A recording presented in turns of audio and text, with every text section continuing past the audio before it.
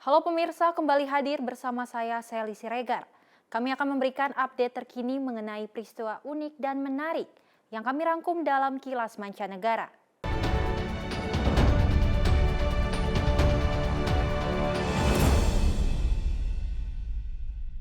Pemirsa, New York dan New Jersey diumumkan jadi tuan rumah laga final Piala Dunia FIFA 2026. Bagi Anda yang berencana menonton langsung, siap-siap rogeh kocek sangat dalam. Tak hanya untuk tiket, tetapi juga penginapan yang akan raup untung besar dalam penyelenggaraan. New York dan New Jersey diumumkan sebagai tuan rumah penyelenggaraan pertandingan final Piala Dunia 2026 mendatang. Stadium MetLife di New Jersey diumumkan jadi lokasi laga final pertandingan 4 tahunan ini. Pengumuman ini disambut baik oleh warga New Jersey. I've never seen the World Cup, and being that it's in New Jersey, maybe I'll actually have an opportunity to get there and bring my daughter. I coach her soccer team, so I feel it would be a really good experience for me and my daughter to both go. Muy emocionada, yo apenas recién me enteré y pues me da gusto saber que un evento tan importante se va a efectuar cerca aquí en New Jersey. Stadium MetLife berlokasi di New Jersey, kota satelit dari kota New York, hanya sekitar 30 menit berkendara. Hal ini diantisipasi akan membawa nilai ekonomi fantastis untuk kota New York. $2 billion predicted in economic revenue. We're looking at 14,000 jobs, over 1 million tourists.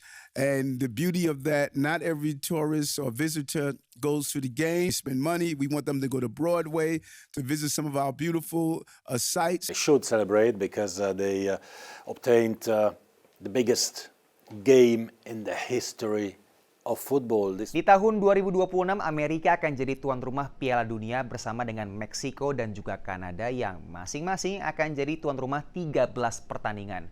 Pertandingan di Amerika akan dilakukan di 11 kota yang berbeda di Amerika Serikat, termasuk pertandingan pembuka di Los Angeles dan final di New Jersey.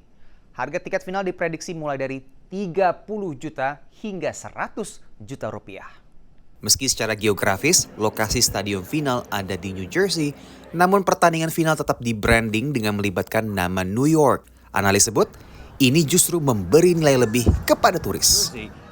So it makes it ideal situation. That's why New York, New Jersey combination, because many international tourists, let's face it, they don't know New Jersey, right? So, and they know New York, and they might not even realize the proximity to New York City. Final Piala Dunia di Qatar 2022 ditonton sebanyak 1,5 miliar orang di seluruh dunia. Analis antisipasi perputaran roda ekonomi yang kencang untuk momentum ini. Industri perhotelan termasuk yang akan meraup banyak keuntungan. Yeah, I mean, look, every mega event, even as simple as Formula One events, that the rates are actually going up. Incredibly, even during Taylor Swift, as soon as she announced her concert, the hotel rates are actually are up all the way to 50-70% higher than usual. So I anticipate people should anticipate paying top dollars. It's a supply and demand. Stadium MetLife di New Jersey dibuka pada tahun 2010 dan bisa menampung hingga 82.000 penonton. Dari New York, Randy Wicaksana dan tim VOA. Baltimore adalah kota terbesar negara bagian Maryland yang berjarak sekitar 1,5 jam berkendara dari Washington DC. Diaspora Indonesia perempuan yang tergabung dalam organisasi Sri Kandi Baltimore mengadakan pagelaran budaya pertama di kota ini yang menarik Pemda setempat dan warga Amerika Serikat.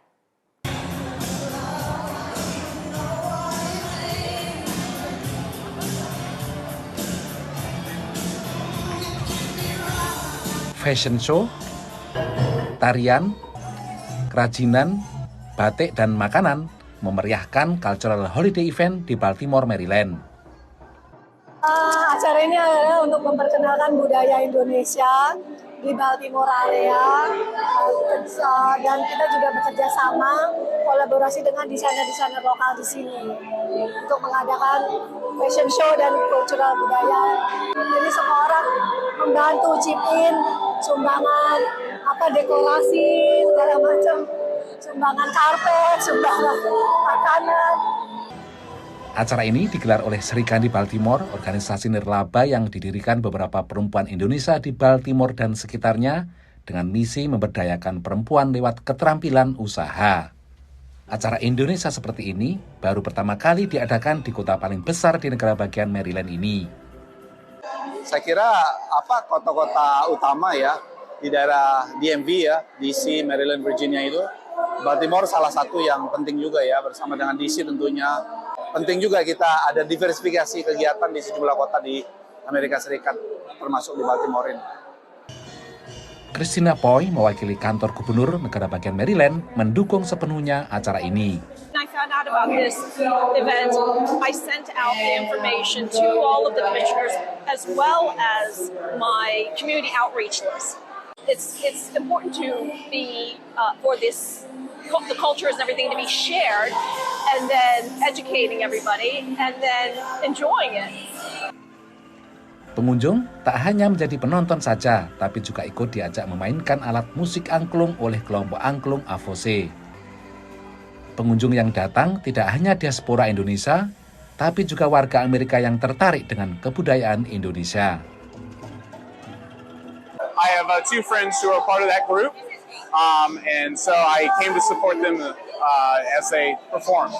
But I initially kind of got interested in Indonesian culture because a few years ago I met the woman who would later be my wife. She's Indonesian, and that's kind of what started my interest in the country and its culture.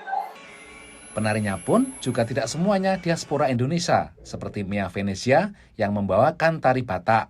Gue merasa senang untuk menari di sini dengan orang-orang bagusnya, untuk belajar dari orang yang baik hati, orang patient. Gue penari profesional tapi di style berbeda. Jadi untuk menari tradisi Indonesia susah banget untuk belajar.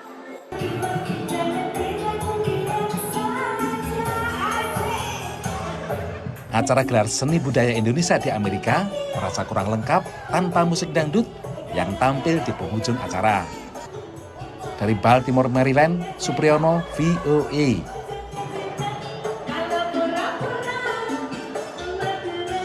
Beragam cara kini bisa dilakukan guna mengurangi dampak lingkungan dari kebiasaan makan daging. Dan tidak semuanya mengharuskan orang beralih ke produk alternatif berbahan nabati. Perkembangan teknologi memungkinkan daging ditumbuhkan di laboratorium. Tetapi nyamankah konsumen menyantapnya? Berikut beritanya untuk Anda. Dampak lingkungan industri peternakan terus menjadi sorotan. Today, with the world as it is, with growing populations, with pressure on our water systems, on our land, we need a better way, a cleaner way, a safer way. And we thought the idea of providing people the meat that they love without killing the animal, without all the land and the resources, might be a good path to help us eat better in the future. Selain sumber nabati yang diolah menjadi mirip daging, satu lagi produk yang tengah dikembangkan adalah daging hasil kultivasi sel, alias ditumbuhkan dari sel binatang di laboratorium. Cultivated meat is meat. Like I said, it's not a meat alternative. It's meat that's grown from real animal cells. So what we do is we take really high quality animal cells from, let's say, a cow or a pig or a chicken or a lobster, and we look for cells that can continue to grow outside the animal. Departemen Pertanian Amerika Serikat pada awal 2023 memberi izin bagi Upside dan Good Meat untuk menjual daging hasil kultivasi di laboratorium. Seorang koki mencoba produk daging ayam hasil kultivasi sel dan sulit membedakannya dengan daging ayam yang diternak. The flavor's delicious. The texture is spot on, and that's not easy to do, right? And like I said, I didn't miss the real thing. Tapi bagaimana dengan konsumen secara umum? Good Meat menggelar sebuah uji coba. A similar taste, I think, a little bit to chicken thigh, but I would kind of compare a little bit to like tofu too. It's maybe a little springier than actual chicken, but the flavor is there. Obviously seared really nicely. The aroma is really similar to chicken. Survei oleh kantor berita Associated Press bersama Nork Center menemukan hanya 18% warga Amerika antusias mencoba daging hasil kultivasi sel dan hanya 30% yang menyatakan mungkin mau mencoba. If you think about how traditional chicken is made, it's made through like very tough conditions. There's a lot of things that I don't know about that's behind the scenes, but at least when you think about cultivated meat, it's done in a process that's very clean. If it's as affordable as regular chicken, I would definitely buy it, knowing that it will be more sustainable. How much better for the environment is? What are you tracking? Are you like just looking at carbon dioxide emissions? Are you looking at other things too? So yeah, I'm always skeptical. Mereka yang skeptis umumnya menyatakan ragu dengan keamanan daging yang dikultivasi dari sel. Satu lagi alasan utama yang diberikan oleh mereka yang skeptis adalah mereka ragu akan rasa dari daging hasil kultivasi sel. Apakah bisa selezat daging hasil peternakan? Temuan AP dan Knox Center adalah bahwa warga usia 45 tahun ke bawah lebih terbuka untuk mencoba dibandingkan warga usia 45 tahun ke atas. Dari Washington DC, saya Nova Purwadi dan tim VOA. Pemirsa, salah satu tren makanan paling digemari tahun ini di Amerika Serikat adalah ube. Ubi ungu yang berasal dari Filipina. Ube kini hadir dalam es krim, burger, hingga bobati. Usai bersekolah, para siswa berbondong-bondong ke toko es krim di Virginia Utara ini. Banyak yang memilih rasa warna ungu ini. It tastes delicious. It tastes like potatoes, it's just gray. Kudapan ini dibumbui dengan ube atau ubi ungu yang berasal dari Filipina. Pemilik toko Toby Bantug, seorang warga Amerika keturunan Filipina, mulai membuat es krim ube sejak 20 tahun yang lalu. Saat itu, hanya sedikit orang yang memesannya. Tapi sekarang, es krim ini menjadi salah satu dari 3 rasa terlaris.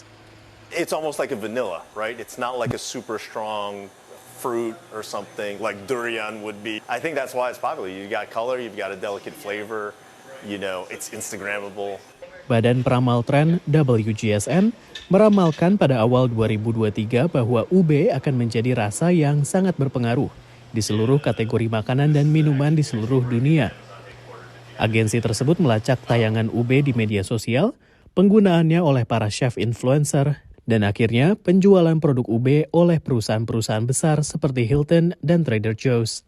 The biggest thing that we noted was that Filipino cuisine continues to gain attention globally and move into the mainstream in areas outside of the Philippines.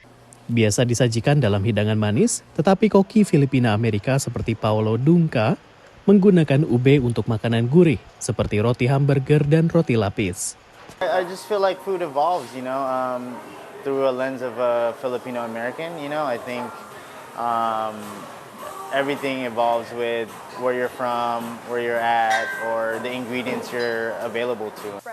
Chef Julie Cortez tiba di AS dari Filipina pada tahun 2018. Tantangannya adalah membujuk anggota keluarganya sendiri untuk mencicipi kreasi ube-nya. Some of them are like, this is like, we're not used to this. It's weird, but like after that, they finish the whole dish. Ini menjadi bukti bahwa ubi ungu Filipina alias Pinoy akan terus bertahan. Popularitas ube di Amerika Serikat tidak terbatas pada kuliner Filipina saja, namun juga merambah ke kuliner Asia yang lebih luas, seperti bobati dengan cita rasa ube yang saya dapatkan dari sebuah restoran sushi ini. Dan memang toko-toko dan restoran makanan Asia ikut menikmati keuntungan dari meningkatnya popularitas ube di Amerika Serikat. Dari Arlington, Virginia, Rio Tuasikal dan tim VOA. Beralih ke berita selanjutnya, pemirsa, teknologi serba manual telah lama ditinggalkan dengan adanya teknologi digital saat ini. Namun banyak pelaku industri teknologi tetap berminat melihat asal mula beragam teknologi. Dan sebagian diantaranya kini bisa dilihat di sebuah museum teknologi kuno di Seattle, Washington, D.C.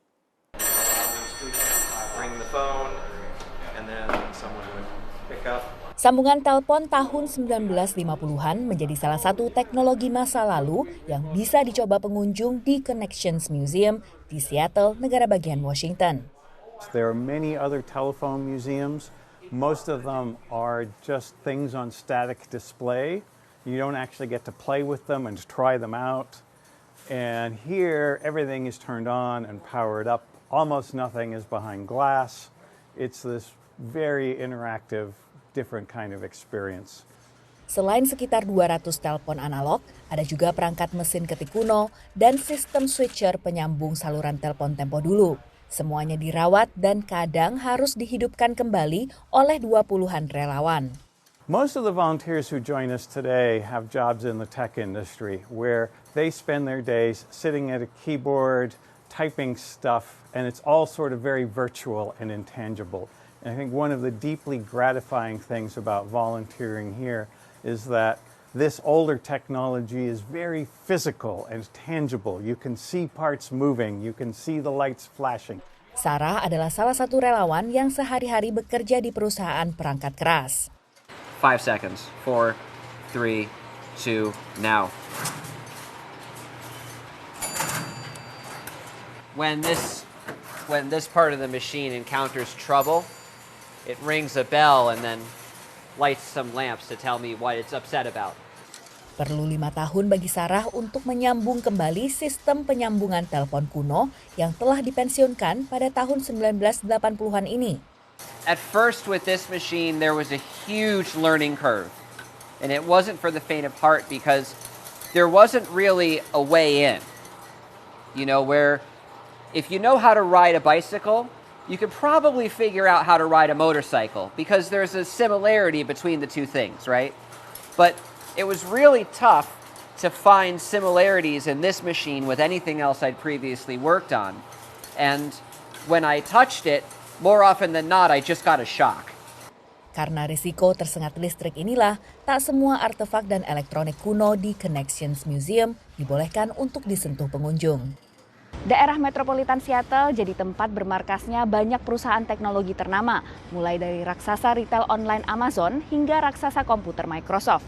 Tapi di Connection Museum di Seattle, asal mula berbagai perangkat komunikasi bisa dilihat pengunjung, tak semuanya bisa dicoba kecuali oleh para relawan. Dari Seattle, Washington, saya Virginia Gunawan dan tim VOA. Setelah masa pandemi berlalu, Festival Film Indonesia atau IFF kembali hadir di kota New York.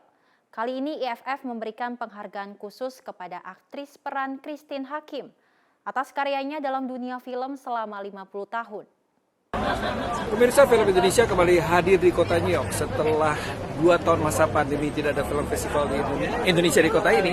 Kali ini Indonesian Film Festival New York kembali hadir dan menyajikan berbagai macam film. Ada film pendek, ada juga film-film terbaru, dan juga yang paling menarik adalah pada saat pembukaan diadakan sebuah acara yaitu apresiasi kepada Christine Hakim, aktris Indonesia yang sudah go internasional, juga filmnya sudah diputar di kota New York dan Amerika. Dan acara ini diselenggarakan dalam rangka merayakan 50 tahun berkarya. Dan yang menarik, Christine Hakim sendiri datang di kota ini untuk menerima penghargaan dari Indonesian Film Festival New York. Dan saya sekarang sedang berada di bioskop SVA di 23rd New York. Kita lihat ada film apa hari ini. Ada Impetigor karya Joko Anwar. Kita nonton ya. Festival yang berlangsung selama 3 hari ini memutar 10 film Indonesia dari berbagai genre dan kategori film. Di antaranya ada 5 feature film yaitu Sleep Call, Halo, Sepian, Onde Mande, Like and Share, Aku Sarah, Welcome to Like and Share, dan 2 film yang dibintangi artis peran Christine Hakim yaitu Cut Nyak Din dan Impetigore atau lebih dikenal dengan Perempuan Tanah Jahanam. Kamu, kesalahan yang harus aku hapus.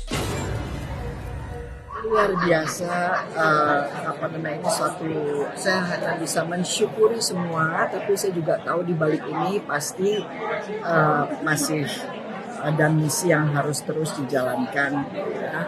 Karena peringatan 50 tahun ini bukan hanya semata-mata untuk seorang Christine Hakim, perjalanan seorang Christine Hakim ya, tapi perjalanan dunia perfilman Indonesia dalam 50 tahun ini paling tidak itu bisa diharapkan terwakili dari film-film di mana saya terlibat. Festival film keempat ini sempat berhenti karena pandemi. Sekitar 300 pecinta film yang sebagian besar adalah diaspora Indonesia yang tinggal di kota New York datang memenuhi 2 bioskop di area Queens dan Manhattan. Untuk IFF so far kita seneng banget karena kita udah vakum 3 tahun selama pandemi and then we're back. Kita nggak nyangka bahwa audiens sebetulnya kangen dengan acara kita. Kita mengharapkan supaya supportnya juga bisa terus, supaya kita bisa melakukan ini tiap tahun.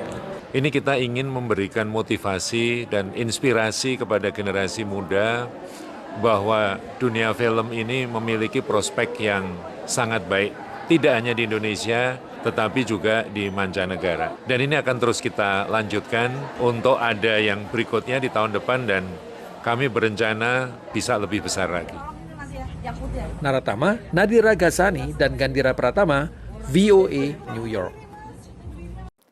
Pemirsa, analisis film mencermati formula film sukses tahun-tahun sebelumnya. Tahun ini ternyata bukan jaminan sebuah film sukses secara komersial. 3 film dengan pemasukan box office terbesar tahun ini bukan film superhero, sequel, atau adaptasi film animasi. 3 formula yang sebelumnya adalah dominan. Pengamat dan pelaku industri perfilman memasuki tahun 2023 ini dengan penuh optimisme. They had success with Super Mario Brothers in the late spring, and there were a whole number of films coming out by respected directors or with bankable intellectual property, bankable stars. Tapi kemudian ada sejumlah film yang akhirnya mengecewakan di box office.